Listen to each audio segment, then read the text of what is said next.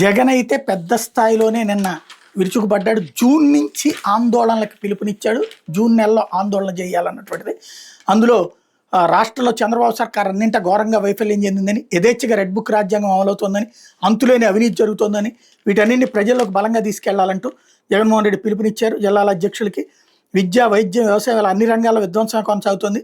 మంగళవారం తాడేపల్లిలోని కార్యాలయంలో మీటింగ్ జరిగినటువంటి సందర్భంగా ఇది చెప్పుకొచ్చారు. చంద్రబాబు ప్రభుత్వం చేస్తున్న విధ్వంసాలను, కష్టాల్లో కూరుకుపోయిన ప్రజలకు అండగా నిలబడాలి. ఆ కార్యక్రమాలు రాష్ట్ర స్థాయి దృష్టిని ఆకర్షిస్తాయి. వాటి ద్వారా మీ పనితీరు కూడా బయటపడుతుంది. ఈ ప్రక్రియలో పార్టీ జిల్లా అధ్యక్షులు చాలా కీలక బాధ్యత. సమాజంలో గొంతు లేని వాళ్ళకి బాసటగా నిలిచేది ఎప్పుడైనా మనమే. ప్రతి సమస్యలోనూ మనం బాధితులకు తోడుగా ఉంటాం. తొలగించి అలా నిలుస్తోంది, ఆ పని చేస్తుంది ఒక వైఎస్ఆర్సీపీనే.